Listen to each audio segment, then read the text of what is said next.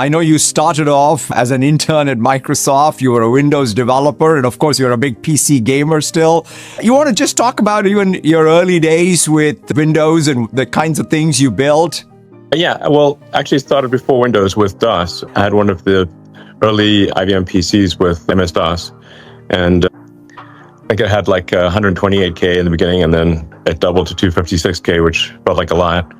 So I programmed video games in DOS, and then later in Windows. Remember Windows 3.1? No, it's wonderful. I mean, the last time I chatted with you, you were talking all about everything, the intricacies of Active Directory. And so it's fantastic to have you at our developer conference. Obviously, the exciting thing for us is to be able to launch Grok on Azure. I know you have a deep vision for what AI needs to be, and that's what got you to get this built. It's a family of models that are both response and reasoning models, and you have a very exciting roadmap. You want to just tell us a little bit about sort of your vision, the capability. You're pushing on both capability and efficiency, so maybe you can just talk about a little bit of that.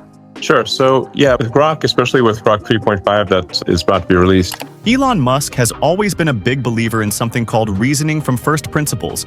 It's basically a way of thinking where you strip away assumptions and start from what you know is fundamentally true. Instead of copying what others have done, you ask, what are the basic truths here? And then build up from there. That's the idea behind Grok 3.5, Elon's latest AI model. He says it doesn't just pull answers from the internet. It tries to reason its way to the truth. And not just any truth, but something grounded in physics, in how the real world works. He thinks this is the key to making AI that's not just smart, but safe and actually useful. Let's watch what he says. It's trying to reason from first principles, so apply kind of the tools of physics to thinking. If you're trying to get to fundamental truths, you boil things down to the axiomatic elements that are most likely to be correct, and then you reason up from there, and then you can test your conclusions against those axiomatic elements. In physics, if you violate conservation of energy or momentum, then you're either going to get a Nobel Prize or you're certainly wrong, basically. That's really the focus of Grok 3.5, fundamentals of physics and applying physics tools across all lines of reasoning, and to aspire to truth with minimal error. There's always going to be some mistakes that are made, but we aim to get to truth with acknowledged error, but minimize that error over time. And I think that's actually extremely important for AI safety. So I've thought for a long time about AI safety, and my ultimate conclusion is the old maxim that honesty is the best policy. It really is for safety. But I do want to emphasize, we have and will make mistakes, but we aspire to correct them very quickly.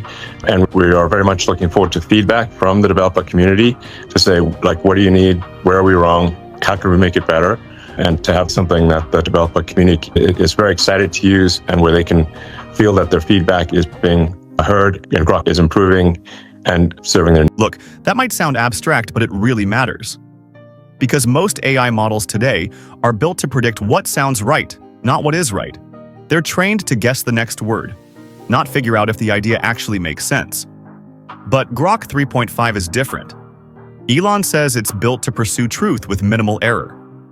That doesn't mean it's perfect. He admits there will be mistakes. But the system is built to correct them quickly and to learn in a way that aligns with reality. That's huge for things like safety, reliability, and trust. He even mentioned that Grok can answer complex technical questions, stuff like electrochemistry and rocket engines, not by pulling info from forums or articles, but by reasoning it out. That's wild. That's the kind of tool that could actually help scientists, engineers, and developers build real things. Of course, this approach needs serious compute power. And yeah, there are reports that Elon's raising billions to build a massive AI supercomputer powered by 1 million GPUs. So we'll see where that goes. But even now, the direction Grok is headed feels different from what everyone else is doing.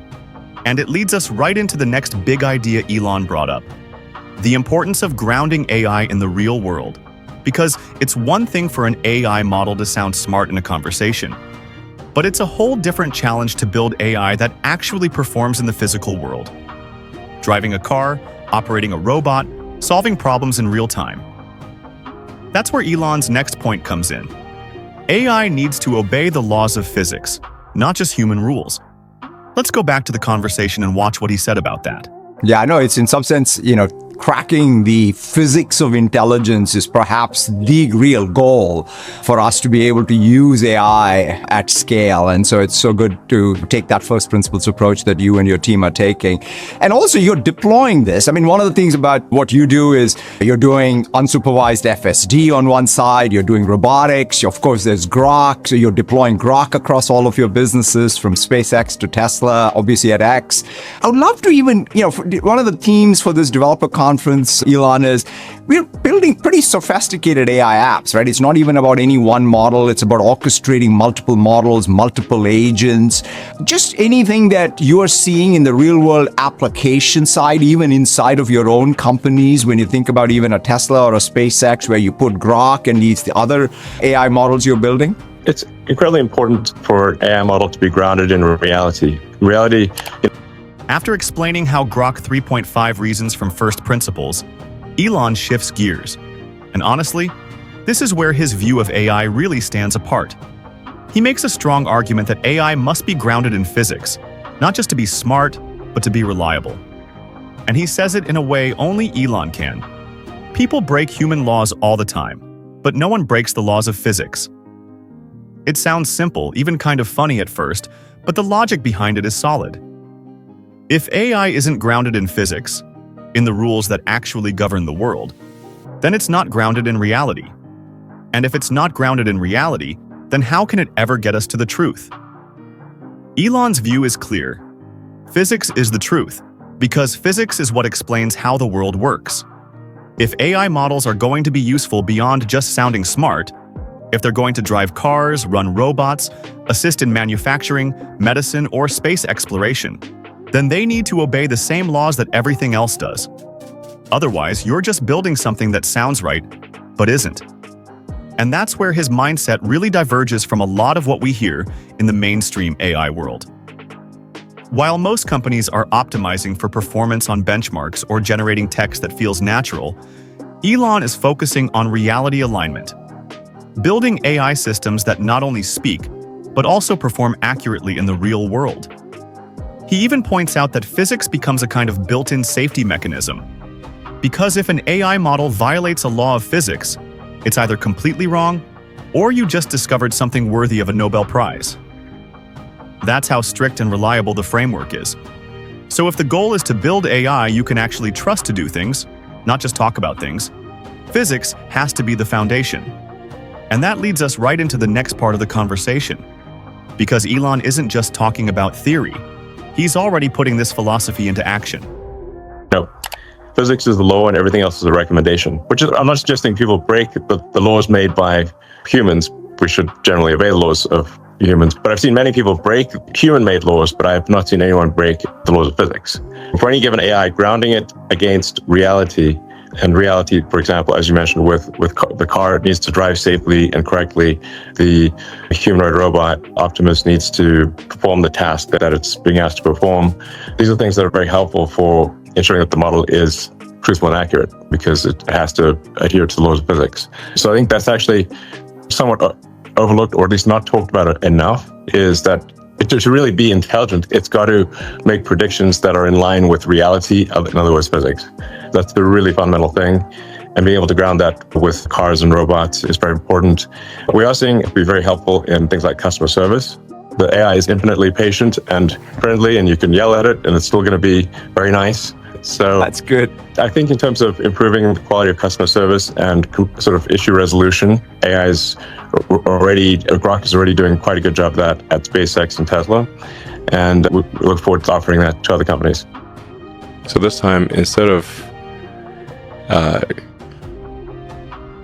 crushing the losers, we're actually going to help them with the Marshall Plan, and we're going to help rebuild Germany. We're going to help rebuild, Austria and the other, Italy and whatnot. So, and that was the right move. It does feel like there's a profound truth to conspicuous acts of kindness being an antidote to this. Something must stop the cycle of reciprocal violence. Something must stop it, or it will, it'll never stop. eye for an eye, tooth for a tooth, limb for a limb, life for a life, forever and ever.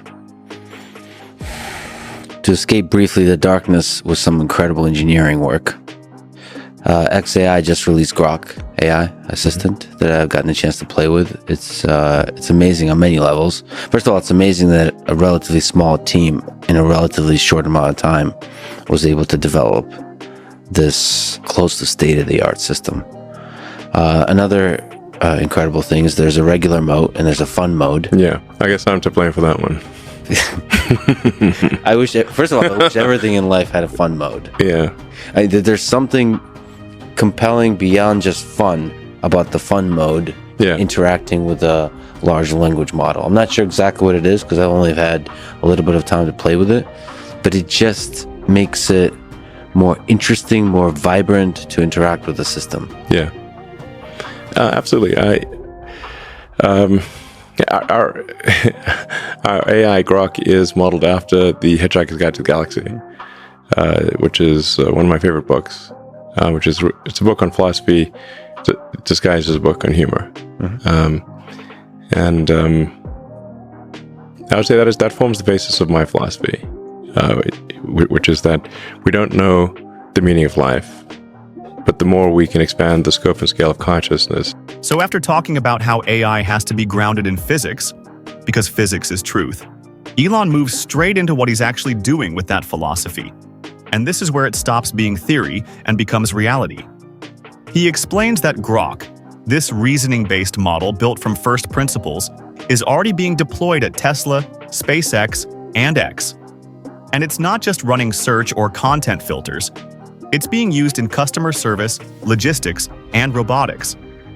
He even jokes that AI is infinitely patient, which is kind of funny but also very real. It's already helping people solve problems in ways that are scalable and reliable. Digital and biological. The more we're able to understand what questions to ask about the answer that is the universe. So I have a philosophy of curiosity. There is generally a feeling like this AI system has an outward looking, like the way you are, like sitting with a good friend, looking up at the stars, like asking podhead-like questions about the universe, wondering what it's all about, the curiosity you talk about. There's a sense, no matter how mundane the question I ask it, there's a sense of cosmic grandeur to the whole thing. Well, we are actually working hard to have engineering, math, and physics answers that you can count on. So for the other sort of AIs out there, these so-called large language models, I've not found the engineering to be reliable, and the hallucination. It unfortunately hallucinates most when you least want it to hallucinate. Yeah. So when you ask important, difficult questions, that's when it tends to be confidently wrong. So we're really trying hard to say, okay, how do we be as grounded as possible so you can count on the results? Trace things back to physics first principles, mathematical logic. So underlying the humor is an aspiration to adhere to the truth of the universe as closely as possible. I think humanoid robots will be the biggest product ever. The demand will be insatiable. You've said that. Everyone's going to want one. It's like, basically, who wouldn't want their own personal C-3PO R2-D2? No, everyone's going to want one. You've said that, and your goal. You've also said is to produce 1 million robots. I think by 2030. That's what I had you on the record as saying. I think that's a reasonable target. And then start towards sustainable abundance, which you can get into. But I wonder. We've been talking about autonomous and how long it takes to train the automobile to be able to be the equivalent of or exceed human capabilities. But what about these robots, to the extent that how much training are they going to need to actually be able to do various different types of tasks? Isn't that something that's going to take a long time? Yeah. It's going to take a lot of compute resources, and it'll take time. I think there's certain threshold breakthroughs that we think we can achieve, where if Optimus can watch videos, YouTube videos or how-to videos or whatever, and based on that video, just like a human can, learn how to do that thing, then you really have task extensibility that is dramatic. But what really grabbed my attention is how Elon connects Grok to Tesla's Optimus robot. Because that's where the physics-based approach really matters. If you haven't seen it, Tesla's Optimus is this humanoid robot that Elon says will be Tesla's biggest product ever. And it's not just a prototype anymore. It's learning how to do real tasks. Cooking, cleaning, folding laundry, by watching videos of humans and applying reasoning and control in real time. Not only does it understand tasks, but it's grounded in the real world, because it has to move, balance, and adapt. And none of that works if the AI behind it doesn't obey the laws of physics. Elon plans to start deploying thousands of Optimus units in Tesla factories by late 2025. And get this, he's aiming to scale to 1 million units per year by 2029. That's wild. And it's not science fiction. It's happening right now. Because then it can learn anything very quickly. First of all, any program in USAID that had any semblance of merit was retained and folded into the State Department. And then there's the Tesla Robotaxi. Elon recently announced they're launching a limited trial of fully autonomous taxis in Austin, Texas, starting by the end of June this year. The first wave will have around 10 cars operating in specific zones, but they're planning to scale up fast. Again, not just a demo, real-world deployment, real accountability. And all of this ties back to the same principle. If AI is going to operate in the physical world, it has to be built on truth, and that means physics. But that's not even the end of it. So, and if there's some exception to that, we're all ears and we'd love to look at it. There's a new city in Texas, and it's home to the South Texas home of Elon Musk's SpaceX company, as they are now finally being named as Starbase. Starbase, Texas, becoming a city will help us continue to build the best community possible for the men and women building the future of humanity's place in space. So we're following this very closely as a vote on Saturday to formally organize Starbase as a city was approved by a lopsided margin among the small group of voters who live there and are mostly Musk's employees at SpaceX, with all votes coming to a tally of 212 to 6. He also just made it official. Starbase, the SpaceX launch facility near Boca Chica, Texas, is now its own city. Voted in and approved. It's not just a launch pad anymore. It's a legal, functioning city designed to support up to 25 Starship launches a year. Think about that. Elon is literally building cities to support the future he's talking about. Outro.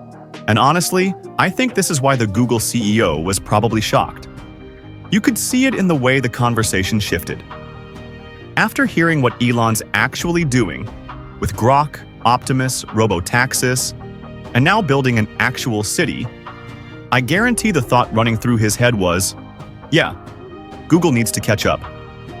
And they probably are. Right now. Scrambling to drop the next big thing after seeing what Elon and Tesla are already delivering. But what do you think? Is Elon actually ahead right now, building the future while the others are still talking about it? Or do you think Google and Microsoft are still in control of the AI race? Let me know in the comments. I'm seriously curious where you stand on this. And hey, if you're into this kind of breakdown, go ahead and hit like and subscribe. I've got a full comparison coming soon between Grok, ChatGPT, Gemini, and Claude. And trust me, you're going to want to see how they really stack up. Thanks for watching. I'll see you in the next one. You know, another area that was announced yesterday was around NVIDIA Drive AI and really enhancing and helping the safety and security when it comes to autonomous vehicles. Where do you see that headed with NVIDIA Drive AI? Well, we've been working on autonomous driving for some time, and it's already some $5 billion business for us. Yeah, and so the way that we serve the autonomous vehicle industry is through the 3 computer system: one for training the AI, one for simulating the AI called Omniverse, and one to put the AI in the car. And the car AI, safety is everything. And the way that you solve for safety first, the algorithm has to be safe. And so it has to be smart about what to avoid and what, how to drive safely and such. But those are algorithm things. Even underneath that, the operating system has to be designed to be safe. The car computer has to design to be safe, in the sense that it can't fail. And if it were to fail, it would fail safely. Elon Musk's vision for full self-driving cars has always been ambitious.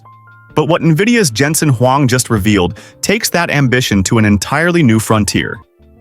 This is about an AI revolution that is fundamentally reshaping how machines perceive and interact with the physical world, starting with the way these systems learn and evolve. Tesla has been a pioneer in autonomous vehicles for years, setting the pace in the race towards safer, smarter roads. But Jensen makes an important point. This future isn't reserved for Tesla alone. Eventually, every single car on the road will need to have autonomous capabilities, not as an optional luxury, but as a critical component for safety, convenience, and even driving enjoyment. This is a future that will redefine transportation as we know it. What makes this transformation possible is a shift in how AI systems are trained. In the past, engineers manually labeled millions of images, painstakingly tagging everything, stop signs, pedestrians, lanes, to teach AI what to look for. This was not only labor-intensive, but limited in scope. Now, the new frontier is video-based learning. By feeding raw video streams directly into AI systems, these models learn how the physical world behaves over time, recognizing motion, patterns, and context much more naturally, just like humans do. This technology mirrors the breakthroughs in large language models like ChatGPT, but with a crucial difference. It grounds AI in the physical realities of space and motion. That requires enormous computational power, which NVIDIA has built an entire ecosystem to support. At the heart of this ecosystem is NVIDIA's new Thor chip, a game-changing processor designed specifically for robotics and self-driving vehicles. With 20 times the power of its predecessor and engineered to run advanced transformer engines, Thor is the kind of hardware that turns Elon's FSD dream into a feasible everyday reality. It's the brain enabling real-time understanding and decision-making in vehicles navigating complex environments. But the innovation doesn't stop with the chip. NVIDIA's Blackwell architecture is now in full production, powering some of the world's largest data centers and cloud providers, from Amazon to Microsoft. These data centers form the backbone of the AI training infrastructure, processing staggering amounts of data and running sophisticated simulations necessary to perfect autonomous systems. What's particularly exciting is how NVIDIA is bridging the gap between massive cloud computing and personal AI supercomputers. Thanks to their AI supercomputer platforms available on desktops and in the cloud, developers, researchers, and creators can now harness immense AI power in ways never before possible. This democratization of AI technology is speeding up innovation across industries, from gaming to robotics to digital biology. Gaming, in particular, stands to be revolutionized.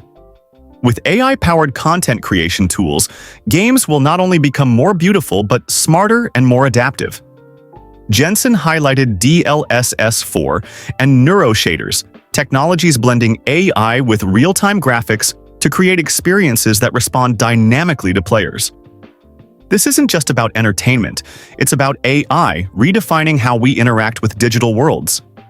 This means Elon's dream of full self-driving might be closer than we ever imagined. And when it arrives, it won't simply be a new feature. It could change the way we live, work, and move forever.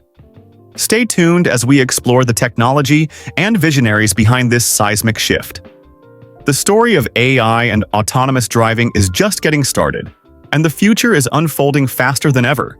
Well, Tesla is far ahead in self-driving cars, but every single car someday will have to have autonomous capability. It's safer, it's more convenient, it's more fun to drive, and in order to do that, it is now very well known, very well understood, that learning from video directly is the most effective way to train these models. We used to train based on images that are labeled. We would say this is a car, this is a car, this is a sign, this is a road, and we would label that manually. It's incredible. And now we just put video right into the car and let the car figure it out by itself. And this technology is very similar to the technology of large language models, but it requires just an enormous training facility. And the reason for that is because the data rate of video, the amount of data of video is so high. Well, the same approach that's used for learning physics, the physical world, from videos, that is used for self-driving cars, is essentially the same AI technology used for grounding large language models to understand the world of physics. If you're wondering how Elon's full self-driving vision might actually become real, Jensen Huang just connected all the dots, and it's wild. We're here with Jensen Huang. He is obviously the CEO and founder of NVIDIA. Jensen, thank you so much for joining us. Huge keynote last night, opening CES up, everything from robots to new gaming rigs. I guess one of the main things that you had mentioned was how we're entering the age of physical AI. Yeah. As far as that goes for NVIDIA on the revenue front, when do we start to see that pick up? We have, obviously the self-driving cars, the robotics. We have a robot down there that's giving candy or will. Yeah. Where does that start to feed into the revenue stream? Well, in order to train a robot, you need a lot of data. And the first version of consumer robots that we're all going to engage is a self-driving car. And we've been working on self-driving cars now for some time, and the business is some $5 billion estimated run rate this year, and that kind of puts it in perspective. And the reason for that is because in order to build a self-driving car, you need to train a mountain of data, video data, and NVIDIA's data center business is very important to us. And so in order to build robotics, you need 3 computers. You need the training computer, that's DGX. You need the simulation computer for Omniverse, and NVIDIA is also in the simulation business. Computer graphics is not just for playing video games. You could use it for simulating virtual worlds for self-driving cars. And so the simulation computer is a very big business for us. And the third one, of course, is the robotics computer. All 3 computers are big businesses for us. And so if you just imagine, if just right now where the self-driving car business is, if it's already a $5 billion business for us, imagine how big it's going to be when we have 100 million new cars per year, 1 trillion miles driven per year. This is likely going to be one of the largest robotics industries in the world and one of the largest computing industries in the world. And then this is the Thor chip right here. This is the new Thor. Yeah, this is the new Thor robotics processor. It's 20 times more powerful than the last one. It runs Transformer Engine, the Blackwell architecture, and this will go into self-driving cars. It'll go into robots. It'll go into all kinds of stuff. Well, the other thing that you guys had announced is a new super chip, the GP10, and that's running in digits. And this is this desktop, basically AI supercomputer. Yeah. Right? I guess when you look at something like this, and then you look at the customers that you have, the Microsofts, the Amazons, they're running their own versions of supercomputers in the cloud. How do those two compute? How do they come together? You have someone who could buy this who may not be a customer for them. So how does that work out? The way to think about that is we have AI supercomputers in the cloud, and but people would like to have an AI supercomputer personally. It's a little bit like personal computer complementing cloud computing. And so we have, in the case of the computer industry, we started in the PC, went into the cloud. In the case of AI, we started in the cloud, we're coming into PCs, into personal computers. And so if you were a developer and you would like to have your own personal cloud, you could get one of those digits and have it all to yourself, and all of NVIDIA software runs on it, which is really a miracle. It runs on something that small, and so everything that you want to do in AI, you could do on that, or you could do it in the cloud. It's up to you, and we want people to be able to access NVIDIA AI however you like to do it. And all of this is based on Blackwell. And I know during the presentation last night you said Blackwell's in full production. So what kind of uptake are you seeing from customers so far with regards to Blackwell? Demand is incredible, and we're racing to get Blackwells into every data center in the world. All the cloud service providers have now stood up Grace Blackwell systems, or liquid cooled and NVLink 72, and We have some 45 factories around the world building the systems necessary to deliver to them. And so it's going to be pretty exciting. So when does Blackwell eclipse Hopper for revenue share, right? Because everybody's still on, or the revenue from Hopper is still coming in, but then Blackwell, you imagine, was going to take over. So when does that switch happen? I would suspect probably early this year. I would like it to be as soon as possible, but of course, Blackwell is still in allocation, and we're trying to ramp up the production, and but it'll be soon. He said NVIDIA's self-driving car business is already pulling in $5 billion a year. That's not future hype. That's right now. And he made it clear, this is just the start.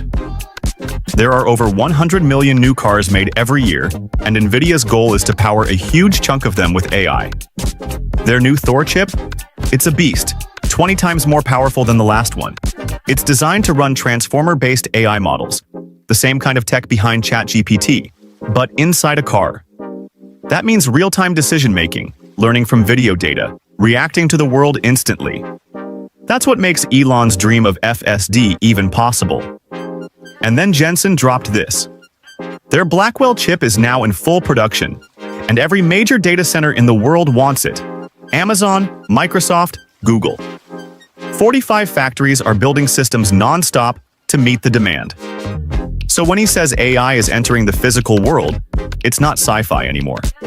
Elon's FSD? It might be closer than we think, because NVIDIA is literally building the brain to run it. I guess gaming, this is for me, by the way. Gaming is, obviously, was a huge part of last night. How important is gaming to NVIDIA still, with AI being the huge kind of moneymaker now? Gaming is super important, but gaming as an industry is going to get revitalized by AI. Both the content creation part of it is the cost of creating content will go down because of AI, and the games are going to be more interesting because of AI, and the games are going to be more beautiful because of AI. The technology that we announced last night, DLSS 4, is just utterly incredible, and we fused AI and computer graphics, programmable shaders, and AI into this thing called Neuro shaders, and so we've even brought AI into computer graphics, and so I think the video game industry is going to get revitalized by AI, which is really great. But computer graphics is essential to almost everything that we do as a company, and we use it for simulation, we use it for design, and it's going to be a very important part of our business for a long time.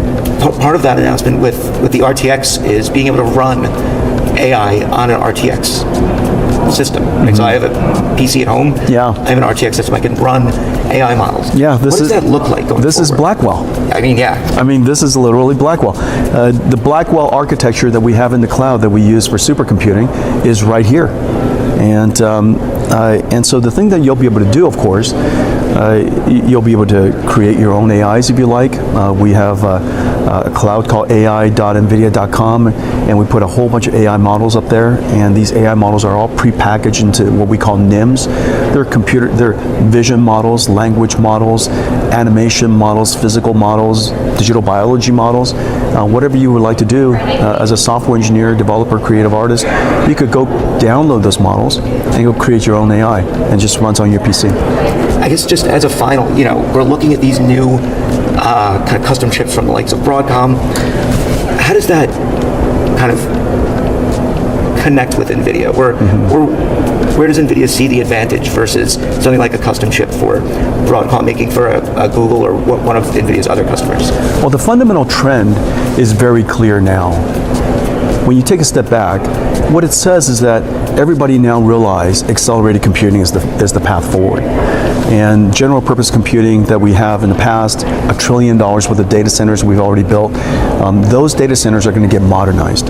And so the first takeaway is that accelerated computing is now clearly the path forward. The second thing is we do things that are very, very different. NVIDIA, of course, our architecture is open.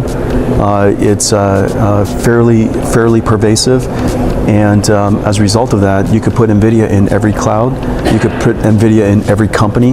You could apply NVIDIA into self-driving cars, into robotics, because it's so versatile. And so I think the fact that our architecture is literally everywhere makes it the best architecture for developers, makes it the best architecture to innovate on, and it's the best architecture to build new industries like robotics and self-driving cars and others. And so, yeah, I'm quite excited about the future for accelerated computing and AI. What Jensen said next really surprised me.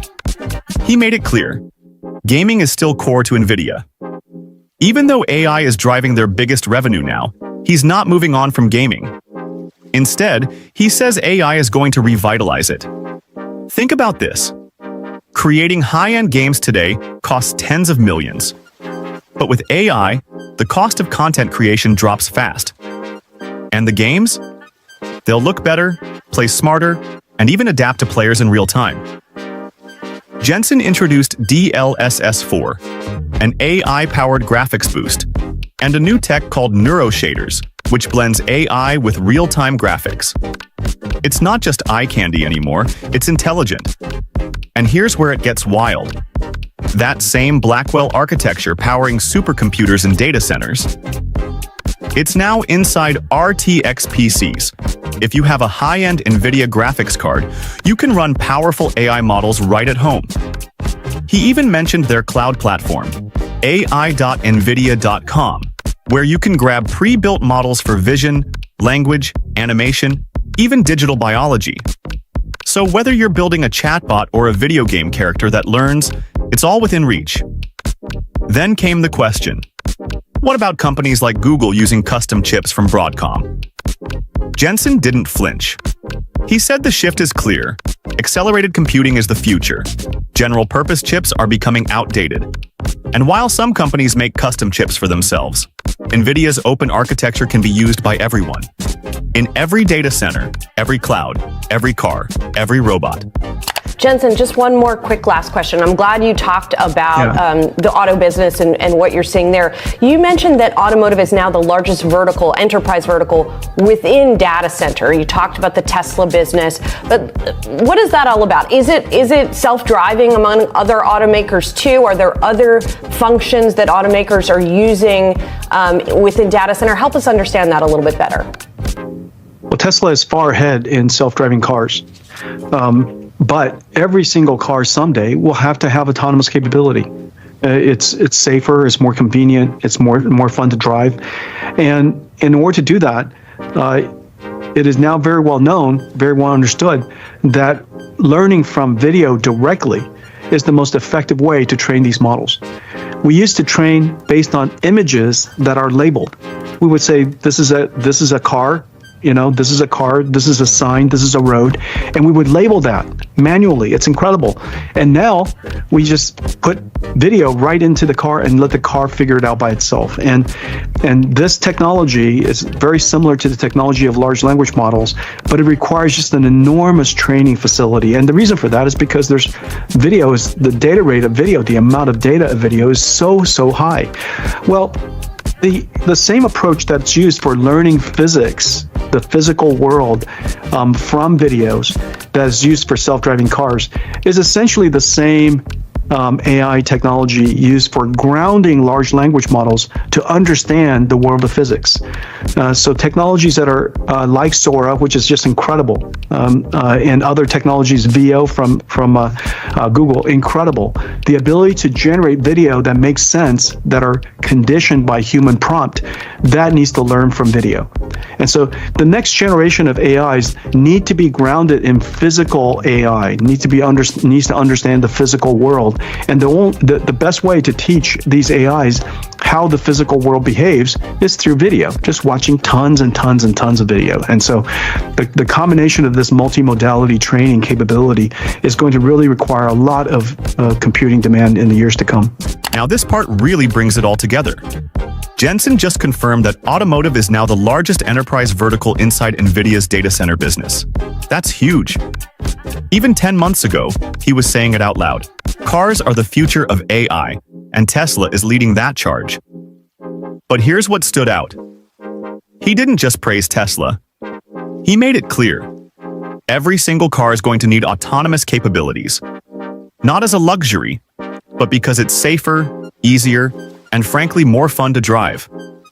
And the way we train these cars, it's changing fast. Before, engineers would hand-label millions of images, telling the AI, this is a car, this is a stop sign, and so on. That's not scalable. Now the car learns from raw video, just like how AI models learn language. Jensen says this video-based training is key to understanding the physical world, something large language models can't do on their own. This is where things get real. Think about models like OpenAI's Sora or Google's Video Poet. They're generating realistic videos from prompts. But to make those videos make sense, those models need to learn from video too. It's the same foundation as self-driving, just applied differently. And all of this requires massive computing power, the kind NVIDIA is scaling with Blackwell and their 45 factories. So when Elon says FSD is getting better every month, this is the backbone of that progress. Even 10 months later, Jensen's prediction is unfolding.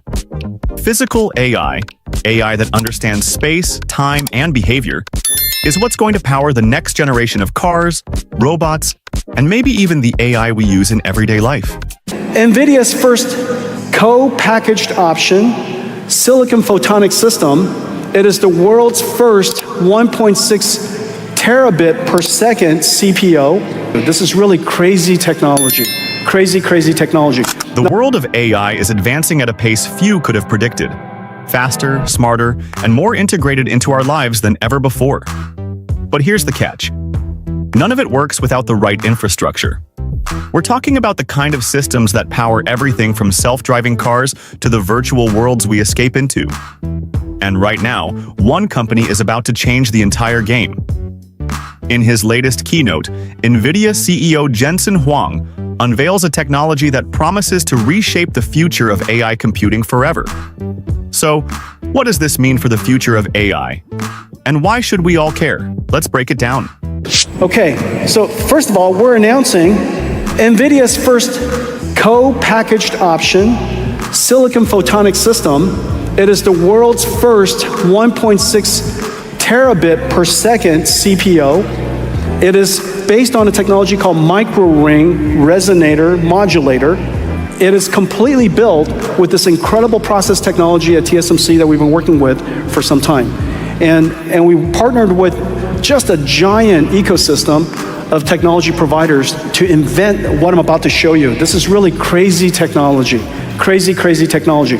Now, the reason why we decided to invest in MRM is so that we could prepare ourselves using MRM's incredible density and power, better density and power compared to Mach Xander, which is used for telecommunications when you drive from one data center to another data center in telecommunications, or even in the transceivers that we use Mach Xander, because the density requirement is not very high until now. And so if you look at these transceivers, this is an example of a transceiver.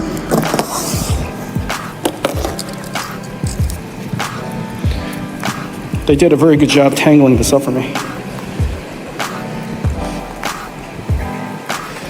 Oh, well. Thank you.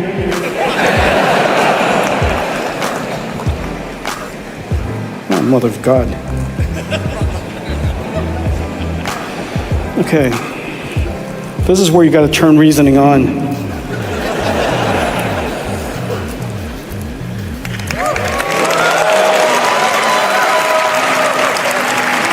It's not as easy as you think. These are squirrely little things. All right, so this one right here, this is 30 watts, just so keep you remember, this is 30 watts. And if you buy it in high volume, it's $1,000. This is a plug. On this side is electrical. On this side is optical. Okay, so optics come in through the yellow. You plug this into a switch. It's electrical on this side. There's transceivers, lasers, and it's a technology called Mach Xander, and incredible. And so we use this to go from the GPU to the switch to the next switch. and then the next switch down, and the next switch down to the GPU, for example. And so each one of these, if we had 100,000 GPUs, we would have 100,000 of this side, and then another, 100,000, which connects the switch to the switch, and then on the other side, I'll attribute that to the other NIC. If we had 250,000, we'll add another layer of switches, and so each GPU, every GPU, 250,000, every GPU would have 6 transceivers. Every GPU would have 6 of these plugs, and these 6 plugs would add 180 watts per GPU, 180 watts per GPU, and $6,000 per GPU, okay? And so the question is, how do we scale up now to millions of GPUs? Because if we had 1 million GPUs, multiplied by 6, right, it would be 6 million transceivers times 30 watts, 180 megawatts of transceivers. They didn't do any math, they just moved signals around. And so the question is, how could we afford, and as I mentioned earlier, energy is our most important commodity. Everything is related ultimately to energy, so this is going to limit our revenues, our customers' revenues, by subtracting out 180 megawatts of power. And so this is the amazing thing that we did. We invented the world's first MRM micro mirror, and this is what it looks like. There's a little waveguide, you see that on that waveguide, goes to a ring. That ring resonates, and it controls the amount of reflectivity of the waveguide as it goes around, and it limits and modulates the energy, the amount of light that goes through. And it shuts it off by absorbing it or pass it on. Okay, it turns the light, this direct continuous laser beam, into ones and zeros. And that's the miracle. And that technology is then, that photonic IC is stacked with the electronic IC, which is then stacked with a whole bunch of micro lenses, which is stacked with this thing called fiber array. These things are all manufactured using this technology at TSMC called, they call it COUP, and packaged using a 3D CoWoS technology, working with all of these technology providers, a whole bunch of them, the names I just showed you earlier, and it turns it into this incredible machine. So let's take a look at the video of it.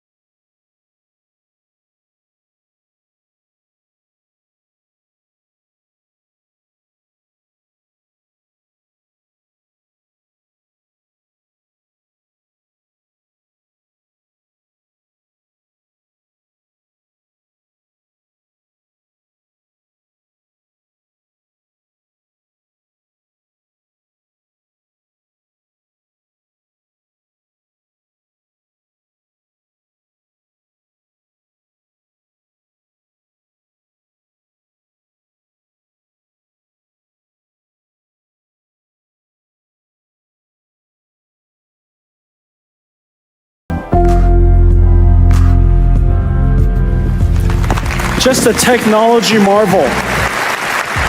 And they turn into these switches. Our InfiniBand switch, the silicon is working fantastically. Second half of this year, we will ship the silicon photonic switch in the second. This could completely reshape how data is transmitted. The world's first 1.6 terabit per second silicon photonic system. What a quantum leap, right? This breakthrough is more than just a faster data transfer solution because it's really the cornerstone of a new way of thinking about how data is moved and processed. The key innovation behind this system is the use of micro-ring resonator modulators, MRM, a technology that will drastically improve efficiency and power management. What sets this apart isn't just the raw speed, though that's impressive in its own right. The true power of this technology lies in its ability to handle vast amounts of data more efficiently, with a smaller energy footprint. NVIDIA has leveraged TSMC's state-of-the-art process technology to make this possible, pulling together an ecosystem of technology providers to create this groundbreaking system. The implication here is enormous. A transformational leap forward in how we think about computing infrastructure. But of course, to understand the significance, we have to look at the larger picture. This is more than just about creating faster chips or more powerful systems. They are laying the groundwork for AI's next era. AI infrastructure must evolve rapidly, and this new silicon photonic system is the bedrock for that evolution. As we continue to demand more from AI, more data, more processing, more applications, systems like this will be the ones that power that demand sustainably and at scale. If you're following Elon's moves and how government policies impact the markets, you need Seeking Alpha. It's my go-to for expert stock analysis to help you stay ahead. Check the link in the description for a special offer. Our channel may earn commission. So let's take a look at the video.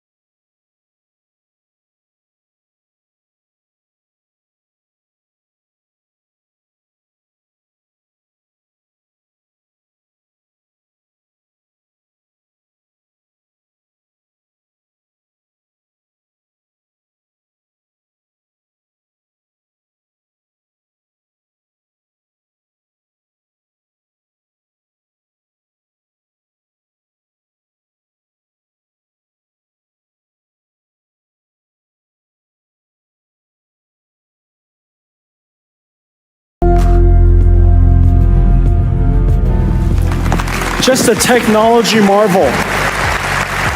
And they turn into these switches. Our InfiniBand switch, the silicon is working fantastically. Second half of this year, we will ship the silicon photonic switch in the second half of this year. In the second half of next year, we'll ship the Spectrum X. Because of the MRM choice, because of the incredible technology risks that over the last 5 years that we did, and filed hundreds of patents, and we've licensed it to our partners so that we can all build them. Now, we're in a position to put silicon photonics with co-package options, no transceivers, fiber, direct fiber into our switches with a radix of 512. This is the 512 ports. This would just simply not be possible any other way. And so this now set us up to be able to scale up to these multi-100,000 GPUs and multi-million GPUs. And the benefit, just so you imagine this, it's incredible. In a data center, we could save tens of megawatts. Let's say 10 megawatts, well, let's say 60 megawatts, 6 megawatts is 10 Rubin Ultra racks. 6 megawatts is 10 Rubin Ultra racks, right? And 60, that's a lot. 100 Rubin Ultra racks of power that we can now deploy into Rubins. All right, so this is our roadmap. Once a year, an architecture every 2 years, a new product line every single year, X factors up, and we try to take silicon risk or networking risk or system chassis risk in pieces so that we can move the industry forward as we pursue these incredible technology. Vera Rubin, and I really appreciate the grandkids for being here. This is our opportunity to recognize her and to honor her for the incredible work that she did. Our next generation will be named after Feynman.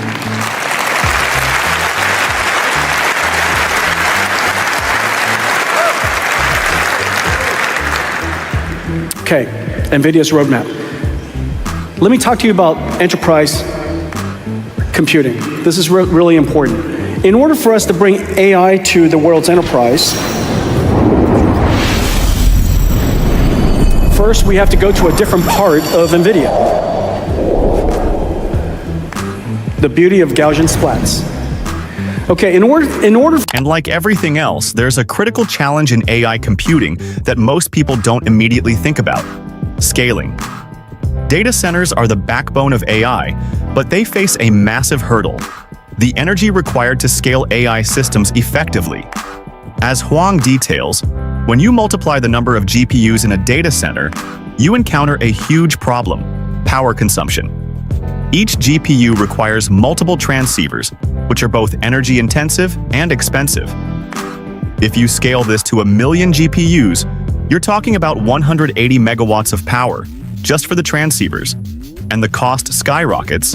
Each transceiver can run upwards of $6,000. This is unsustainable for any industry looking to scale rapidly. The heart of the issue here is that energy is the most valuable one in AI hardware. Without it, there's no scaling. Without it, data centers simply cannot function at the level AI demands.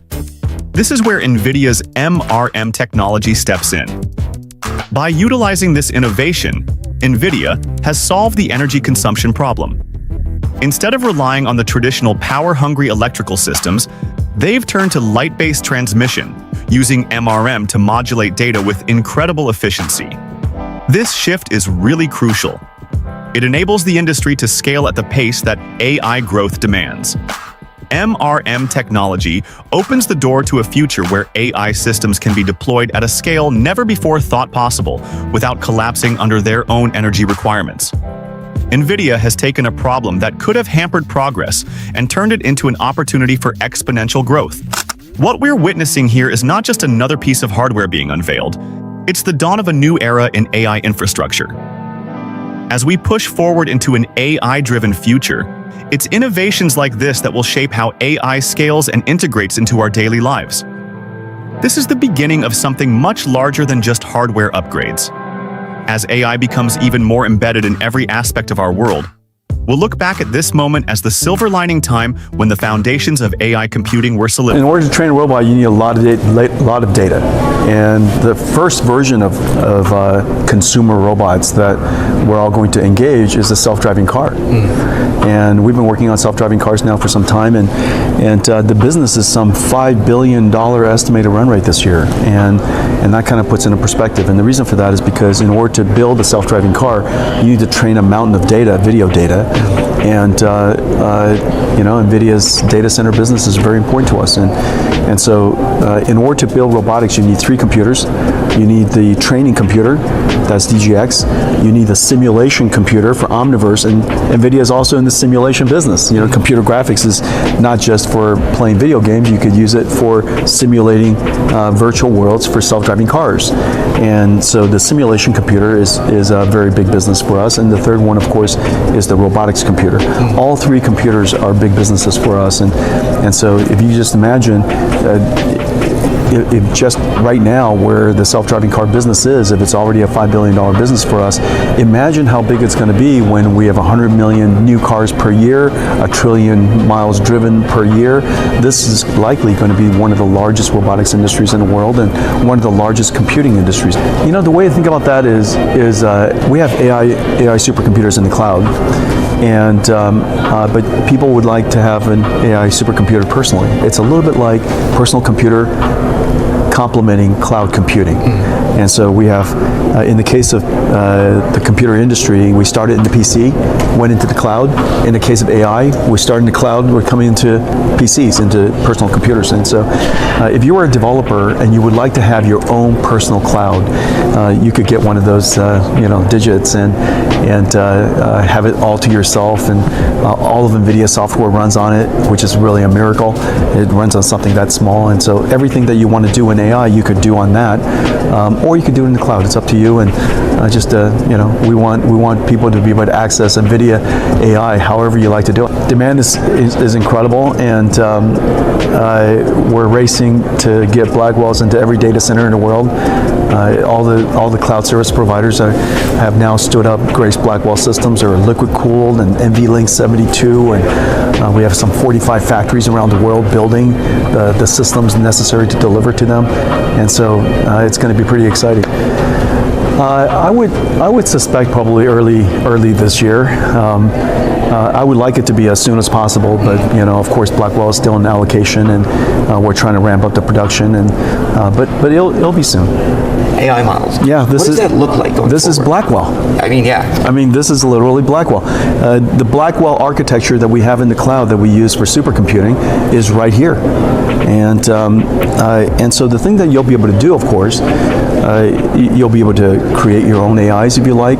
We have a cloud called ai.nvidia.com, and we put a whole bunch of AI models up there, and these AI models are all prepackaged into what we call NIMs. They're vision models, language models, animation models, physical models, digital biology models. Whatever you would like to do as a software engineer, developer, creative artist, you could go download those models and go create your own AI, and just runs on your PC. The fundamental trend is very clear now. When you take a step back, what it says is that everybody now realize accelerated computing is the path forward. And general purpose computing that we have in the past, $1 trillion worth of data centers we've already built, those data centers are going to get modernized. And so the first takeaway is that accelerated computing is now clearly the path forward. The second thing is we do things that are very, very different. NVIDIA, of course, our architecture is open. It's fairly pervasive. And as a result of that, you could put NVIDIA in every cloud. You could put NVIDIA in every company. You could apply NVIDIA into self-driving cars, into robotics, because it's so versatile. And so I think the fact that our architecture is literally everywhere makes it the best architecture for developers, makes it the best architecture to innovate on, and it's the best architecture to build new industries like robotics and self-driving cars and others. And so, I'm quite excited about the future for accelerated computing and AI. Well, Tesla is far ahead in self-driving cars, but every single car someday will have to have autonomous capability. It's safer, it's more convenient, it's more fun to drive, and in order to do that, it is now very well known, very well understood, that learning from video directly is the most effective way to train these models. We used to train based on images that are labeled. We would say, this is a car, this is a car, this is a sign, this is a road, and we would label that manually. It's incredible. And now we just put video right into the car and let the car figure it out by itself. And this technology is very similar to the technology of large language models, but it requires just an enormous training facility. And the reason for that is because the data rate of video, the amount of data of video is so high. Well, the same approach that's used for learning physics, the physical world, from videos that is used for self-driving cars is essentially the same AI technology used for grounding large language models to understand the world of physics. So technologies that are like Sora, which is just incredible, and other technologies, VO from Google, incredible. The ability to generate video that makes sense, that are conditioned by human human prompt, that needs to learn from video. And so the next generation of AIs need to be grounded in physical AI, needs to understand the physical world. And the best way to teach these AIs how the physical world behaves is through video, just watching tons and tons and tons of video. And so the combination of this multimodality training capability is going to really require a lot of computing demand in the years to come. Thanks for tuning in. If you found this breakdown insightful, don't forget to like, share, or drop a comment below. We've got more deep dives coming your way. Stay tuned for the next one. See you soon. Elon Musk's XAI might be ready to disrupt the market, and NVIDIA is right in the crosshairs. While many are still focused on NVIDIA's monumental growth, Jensen Huang is sounding the alarm about the next big shakeup. So, what's really at stake for NVIDIA? And why does Huang believe that Musk's latest AI venture could leave the competition in the dust? I'm Julie Hyman, host of Yahoo Finance's Market Domination, here with our tech editor, Dan Howley. NVIDIA has done it again, the chip giant blowing past analyst expectations in its strong fiscal first quarter. Data center revenue alone soaring by 427% year over year. And the company also gave another bullish sales forecast, which shows that AI spending momentum continues apace. On top of all that, the company also announced a 10-for-1 forward stock split and raised its dividend. Joining us now, NVIDIA founder and CEO Jensen Huang, fresh off the conference call. Jensen, welcome. Thank you so much for being with us.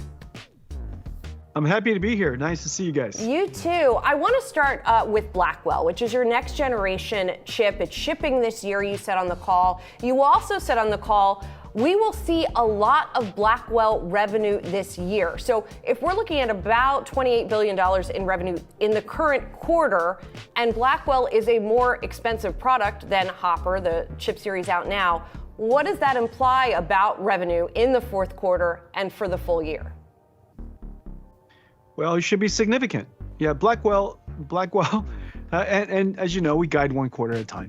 And but what I could tell you about Blackwell is this. This is a giant leap in AI, and it was designed for trillion parameter AI models. And this is, as you know, we're already at 2 trillion parameters.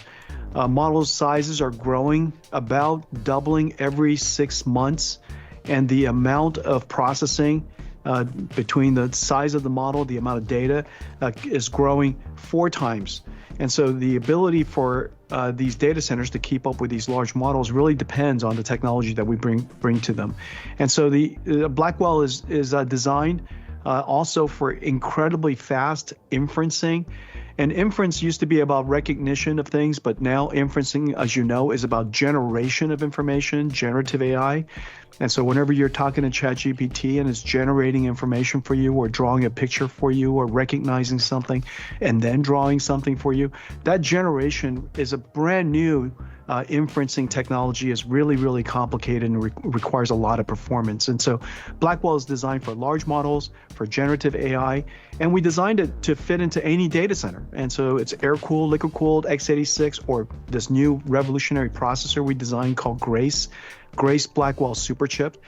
And then, supports InfiniBand data centers like we used to, but we also now support a brand new type of data center, Ethernet. We're going to bring AI to Ethernet data centers. So the number of ways that you could deploy Blackwell is way, way higher than Hopper generation. So I'm excited about that. I want to talk about the inferencing, Jensen. You know, some analysts have brought up the idea that as we move over towards inferencing from the training, that there may be some in-house companies, processors from companies, those made from Microsoft, Google, Amazon, may be more suited for the actual inferencing. I guess, how does that impact NVIDIA then? Well, inferencing used to be easy. You know, when people started talking about inference, generative AI didn't exist. And now generative AI is of course, is about prediction, but it's about prediction of the next token or prediction of the next pixel or prediction of the next frame. And all of that is complicated. And generative AI is also used for understanding in order to generate the content properly, you have to understand the context and what is called memory. And so now the memory size is incredibly large, and you have to have context memory. You have to be able to generate the next token really, really fast. It takes a whole lot of tokens to make an image. It takes a ton of tokens to make a video, and it takes a lot of tokens to be able to reason about a particular task so that it can make a plan. And so the generative AI era really made inference a million times more complicated. And as you know, the number of chips that were intended for inference kind of fell by the wayside, and now people are talking about building new chips. You know, the versatility of NVIDIA's architecture makes it possible for people to continue to innovate and create these amazing new AIs. And then now Blackwell's coming. Jensen Huang's message couldn't be clearer. AI is not just the future, it's the now. NVIDIA's explosive growth, particularly in the data center sector, speaks volumes about the accelerating demand for AI. But let's dig deeper here. The numbers alone are staggering. 427% growth in data center revenue. AI spending shows no sign of slowing down. And the company is even rewarding investors with a 10-for-1 stock split. This is a signal that AI is in the middle of a seismic shift, and NVIDIA is at the heart of it. When Huang talks about Blackwell, the upcoming chip that's poised to disrupt the AI space, he's talking about the foundation for the next era of AI. Blackwell is designed to handle the mammoth size of AI models that are doubling in size every 6 months. These are trillion-parameter powerhouses that require an entirely new level of infrastructure to run effectively. But here's the thing. This is NVIDIA rethinking the very structure of AI processing. Blackwell's design focuses not just on scaling performance, but on supporting generative AI. If you've been paying attention, you know that generative AI is changing everything. How we interact with machines, how content is created, and even how industries will operate. So in other words, you think you still have a competitive advantage even as the market sort of shifts to inferencing? We have a great position in inference because inference is just a really complicated problem, you know, and the software stack is complicated. The type of models that people use is complicated. There's so many different types. It's just going to be a giant market opportunity for us. The vast majority of the world's inferencing today, as people are experiencing in their data centers and on the web, vast majority of the inferencing today is done on NVIDIA. And so I expect that to continue. You said on the call a couple of times that you'll be supply constrained for both Hopper and then Blackwell chips well until next year because of the vast demand that's out there. What can you do about that? Are there any sort of levers you can pull to help increase supply? Hopper demand grew throughout this quarter after we announced Blackwell. And so that kind of tells you how much demand there is out there. People want to deploy these data centers right now. They want to put our GPUs to work right now and start making money and start saving money. And so that demand is just so strong. You know, it's really important to take a step back and realize that what we build is not a GPU chip. We call it Blackwell and we call it GPU, but we're really building AI factories. These AI factories have CPUs and GPUs and really complicated memory. The systems are really complicated. It's connected by NVLink. There's an NVLink switch. There's InfiniBand switches, InfiniBand NICs, and then now we have Ethernet switches and Ethernet NICs. And all of this connected together with this incredibly complicated spine called NVLink.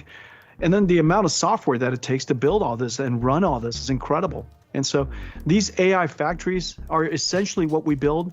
We build it as a holistic unit, as a holistic architecture and platform, but then we disaggregate it so that our partners could take it and put it into data centers of any kind. And every single cloud has slightly different architectures and different stacks, and our stacks and our architecture can now deeply integrate into theirs, but everybody's a little different. So we build it as an AI factory. We then disaggregate it so that everybody can have AI factories. This is just an incredible thing, and we do this at very high volume. It's just very, very hard to do. And so every component, every part of our data center is the most complex computer the world's ever made, and so it's sensible that almost everything is constrained. Jensen, I want to ask about the cloud providers versus the other industries that you said are getting into the generative AI game or getting NVIDIA chips. You had mentioned that in comments in the actual release. And then we heard from CFO Colette Kress that 40%, mid 40% of data center revenue comes from those cloud providers. As we transition from AI training to AI inferencing, we're seeing a major shift in the technology landscape. For those unfamiliar with the term, inferencing is where AI systems make predictions based on data, whether it's generating the next word in a sentence, the next pixel in an image, or even the next frame in a video. This is where things start to get incredibly complex. And yet, Jensen Huang's confidence in NVIDIA's position remains unshaken. For NVIDIA, inferencing used to be a secondary concern. Training AI models was the real challenge. But now, with the rise of generative AI, inferencing is front and center. It's no longer enough to just process data quickly. You need to understand it, adapt to it, and generate something new from it. And this is where NVIDIA shines. While other tech giants like Google and Amazon are working on their own inferencing chips, NVIDIA's versatile architecture allows it to maintain its lead. In fact, Huang is clear that NVIDIA's GPUs are already at the forefront of this space, running the vast majority of inferencing workloads across data centers and the web. The real significance here is that inferencing is now intertwined with generative AI, making it much more complicated than ever before. Elon talking about the incredible infrastructure that he's building. And one of the things that's really revolutionary about the version 12 of Tesla's full self-driving is that it's an end-to-end generative model, and it learns from watching videos, surround video, and it learns about how to drive end-to-end and using generative AI. Predict the path and the how to steer how to understand and how to steer the car. And so the technology is really revolutionary, and the work that they're doing is incredible. So I gave you two examples. A startup company that we work with called Recursion has built up a supercomputer for generating molecules, understanding proteins and generating molecules for drug discovery. The list goes on. I mean, we can go on all afternoon, and just so many different areas of people who are now recognizing that we now have software and AI model that can understand and learn almost any language. The language of English, of course, but the language of images and video and chemicals and protein and even physics, and to be able to generate almost anything. And so it's basically like machine translation. And that capability is now being deployed at scale in so many different industries. Jensen, just one more quick last question. I'm glad you talked about the auto business and what you're seeing there. You mentioned that automotive is now the largest vertical, enterprise vertical within data center. You talked about the Tesla business, but what is that all about? Is it self-driving among other automakers too? Are there other functions that automakers are using within data center? Help us understand that a little bit better. Well, Tesla is far ahead in self-driving cars, but every single car someday will have to have autonomous capability. It's safer, it's more convenient, it's more fun to drive, and in order to do that, it is now very well known, very well understood that learning from video directly is the most effective way to train these models. We used to train based on images that are labeled. We would say, this is a car, this is a car, this is a sign, this is a road, and we would label that manually. It's incredible. And now we just put video right into the car and let the car figure it out by itself. And this technology is very similar to the technology of large language models, but it requires just an enormous training facility. And the reason for that is because the data rate of video, the amount of data of video is so high. Well, the same approach that's used for learning physics, the physical world, from videos that is used for self-driving cars is essentially the same AI technology used for grounding large language models to understand the world of physics.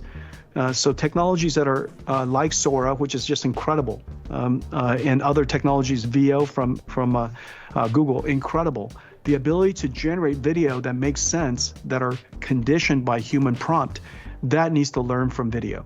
And so the next generation of AIs need to be grounded in physical AI, needs to understand the physical world. And the best way to teach these AIs how the physical world behaves is through video, just watching tons and tons and tons of video. And so the combination of this multimodality training capability is going to really require a lot of computing demand in the years to come. Jensen, as always, super cool stuff and great to be able to talk to you. Dan and I really appreciate it. Jensen Huang, everybody, founder and CEO of NVIDIA. Great to see you guys. Thank you. The competition is heating up, but NVIDIA isn't just sitting back. Huang highlights the company's ability to adapt, innovate, and create a flexible platform that can integrate into almost any data center architecture. The notion that NVIDIA is simply building GPUs is a gross oversimplification. They're creating AI factories, massive, intricate systems designed to run AI workloads at an unprecedented scale. And it's about how seamlessly these AI factories fit into existing infrastructures, providing solutions that work for both cloud providers and more specialized industries. Now, let's talk about the real game changer here, Tesla's self-driving technology. Huang doesn't just mention Tesla in passing. He emphasizes the revolutionary nature of their approach to autonomous driving. What makes Tesla stand out is how they're using generative AI to learn from real-world video. Tesla is using an end-to-end generative model that learns by watching video, predicting the next actions, and adapting to the physical world. The implications of this are massive, not just for Tesla, but for the entire automotive industry. In the coming years, we can expect self-driving technology to become the standard, not the exception. And NVIDIA's hardware is at the core of making this a reality. The beauty of this technology lies in its scalability. What Tesla is doing now could eventually be applied to any car manufacturer that wants to integrate AI into their vehicles. The future of driving is AI, and NVIDIA is making sure that it will be both safe and revolutionary. The future of AI is unfolding before our eyes, and NVIDIA is leading the way.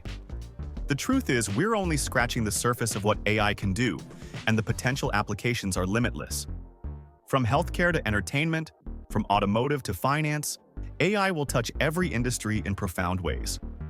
NVIDIA's continued innovation in AI hardware and software ensures that they will remain at the heart of this transformation. If this breakdown has given you insight into why NVIDIA and its technology are at the center of the AI revolution, feel free to like, share, or drop a comment. We're only just beginning to see the true impact of these technologies, and there's much more to come.